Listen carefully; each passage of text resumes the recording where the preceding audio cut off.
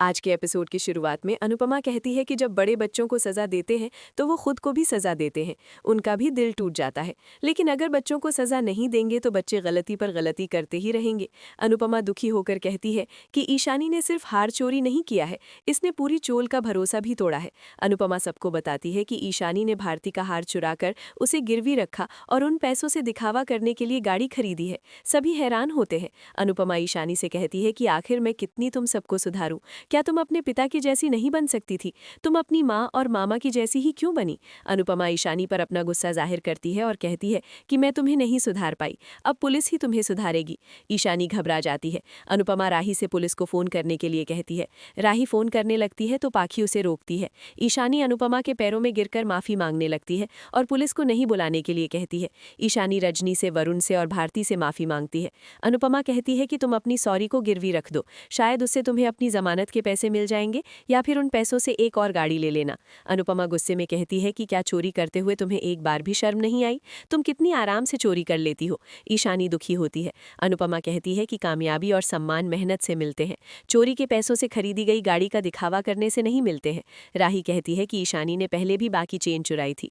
बाबूजी कहते हैं कि ऐसी गलती बार बार करना गलती नहीं, आदत होती है। लीला भी ईशानी पर गुस्सा करती है। सरिता कहती है कि तुम खुद चोरी करके मुझ पर इल्जाम लगा रही थी, ऐसा करते हुए क्या तुम्हें शर्म नहीं आई? भारती कहती है कि ये गहने नहीं, हमारी भावना थे, मेरी शादी के पहले शगुन थे और तुमने यही चुरा लिए। अनुपमा कहती है कि जब कर्म गलत हो अंजाम बुरे ही होते हैं। ईशानी कहती है कि मैं पीयर प्रेशर में आ गई थी।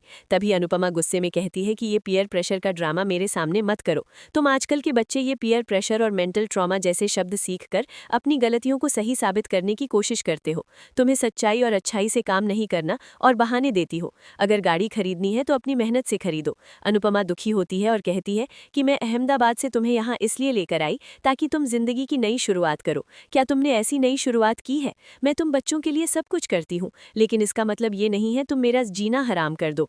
ईशानी माफी मांगती है और कहती है कि मुझसे गलती हो गई। अनुपमा गुस्से में कहती है कि ये गलती नहीं है, ये चोरी है और चोरी अपराध होती है, इसको गलती बोलकर इसे छोटा मत करो। अनुपमा रजनी से कहती है कि ईशानी तुम्हारी गुनहगार है, तुम पुलिस को फोन करो। पाखी अनुपमा को ऐसा करने के लिए मना करती है। ईशानी कहती है कि मैंने हार गिरवी रखा था, पैसे आते ही मैं भारती को वापस लौटा देती, पुलिस को मत बुलाइए, मेरा करियर शुरू होने से पहले ही खत्म हो जाएगा। पाखी और ईशानी अनुपमा से बार बार अनुरोध करती है। पाखी और ईशानी रजनी से भी अनुरोध करती है, लेकिन अनुपमा रजनी से कहती है कि या तो तुम पुलिस को बुलाओ वरना मैं बुलाऊंगी। रजनी अनुपमा से कहती है कि तुमने खुद कहा था कि बच्चों के साथ बड़े भी सजा भुगतते हैं, ईशानी के साथ तुम भी सजा भुगतोगी, इसलिए ईशानी की गलती की सजा मैं तुम्हें नहीं दे सकती। शादी के माहौल में अपने घर की बच्ची जेल जाएगी तो सबकी आंखें नम ही रहेंगी, मैं ऐसा नहीं कर सकती। रजनी अनुपमा को सांत्वना देती है। अनुपमा कहती है कि ईशानी को छोड़ दो। अनुपमा कहती है कि ये लातों के भूत हैं, बातों से नहीं मानेंगे। अनुपमा दुखी होकर टूट जाती है और कहती है कि मैं अब इन्हें नहीं संभाल सकती। रजनी अनुपमा को संभालती है। जसप्रीत गुस्से में कहती है कि ये लोग हर बार ऐसा ही करते हैं, अगर ईशानी के बच्चे होंगे तो वो भी अनुपमा का ही खून पिएंगे। भारती भी सहमत होती है। जसप्रीत कहती है कि ये दोनों माँ बेटी अभी माफी मांग रही हैं, लेकिन कुछ ही दिन में वापस बदल जाएगी। जसप्रीत ईशानी को एहसान फरामोश कहती है। सरिता कहती है कि तुम मेरे लिए पुलिस बुला रही थी, क्या अब मैं पुलिस को बुलाऊं? प्रेम कहता है कि ईशानी आज हद पार कर दी है। सब कहते हैं कि ईशानी को सजा मिलनी ही चाहिए। पाखी और ईशानी सबसे माफी की गुहार लगाती है। रजनी कहती है कि मैं तुम्हें माफ नहीं कर रही हूँ, मैं सिर्फ तुम्हें आखिरी मौका दे रही हूँ। अनुपमा के संस्कारों का अपमान मत करो। ईशानी और पाखी रजनी को धन्यवाद कहती है और वहां से चली जाती है। अनुपमा सबसे माफी मांगती है। रजनी कहती है कि तुमने कुछ गलत नहीं किया है। अनुपमा रोते हुए कहती है कि ये बच्चे मुझे सोचने पर मजबूर कर देते हैं कि मैं दुनिया की सबसे बुरी माँ हूँ। लीला कहती है कि तुम दुनिया की सबसे अच्छी माँ हो, तुम्हें दुनिया की सबसे बुरी औलादें मिली हैं। लीला अनुपमा को सांत्वना देती है। अनुपमा सरिता को धन्यवाद करती है कि उसने अपनी चेन गिरवी रखकर भारती का हार छुड़ाया। अनुपमा कहती है कि मैं जल्द ही आपके पैसे लौटा दूंगी। रजनी अनुपमा को खुश होने के लिए कहती है। सभी अनुपमा को वापस खुश होकर हंसने के लिए कहते हैं। लीला अनुपमा को समर की याद दिलाती है तो अनुपमा मुस्कुराती है। दूसरी तरफ अंश प्रार्थना से कहता है कि मुझे नहीं पता था कि तुम इतना ड्रामा भी कर सकती हो। प्रार्थना कहती है कि मैंने तो सबको चैलेंज दे दिया है, अब कोई मुझे बोलता तो मैं उसे वापस सुना देती। अंश और प्रार्थना मजाक करते हैं। प्रार्थना अंश को खुश करने की कोशिश करती है। गौतम उसे देखकर कहता है कि बाप सिर्फ मैं हूँ, इस बच्चे को पाने के लिए मुझे जो करना होगा मैं वो करूंगा। दूसरी तरफ राही प्रेम के साथ कैफे में होती है और अपना दुख व्यक्त करती है। राही कहती है कि हर बार मम्मी को ही दुख मिलता है। मैंने भी उन्हें बहुत दुख दिया है।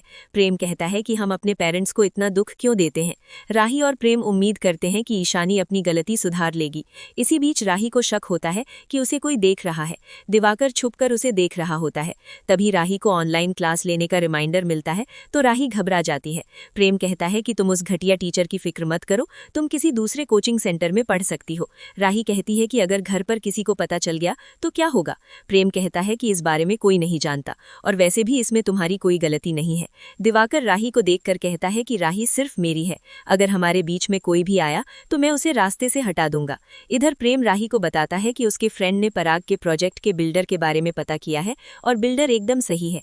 राही कहती है कि पापा को इतनी आसानी से कोई बेवकूफ नहीं बना सकता। एपिसोड खत्म होने से पहले जल्दी से चैनल को सब्सक्राइब कर लीजिए ताकि नए एपिसोड की हर लेटेस्ट अपडेट सबसे पहले सिर्फ आपको मिले। दूसरी तरफ रजनी अनुपमा से साइन करवाने के लिए आती है, लेकिन वो देखती है कि अनुपमा सो रही होती है।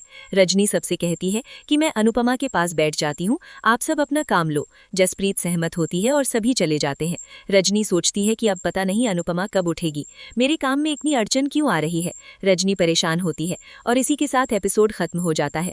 अगले एपिसोड में देखने को मिलेगा कि अनुपमा सेंटा क्लॉज बनकर क्रिसमस मनाती है। राही अनुपमा से सबसे पहले गिफ्ट लेने के लिए जाने लगती है, तभी प्रेरणा उससे टकराती है। राही गुस्सा करती है। प्रेरणा कहती है कि जो चीज़ मुझे अच्छी लगती है वो मेरी होती है। अनुपमा से मिलती है और कहती है कि आपका और मेरा तो पुराना रिश्ता है। प्रेरणा प्रेम को प्यार से देखती है। राही हैरान होती है। आज का एपिसोड आपको कैसा लगा हमें कमेंट करके ज़रूर बताएं। साथ ही ऐसे ही डेली अपडेट्स के लिए इस वीडियो को लाइक करें और हमारे चैनल को सब्सक्राइब ज़रूर करें।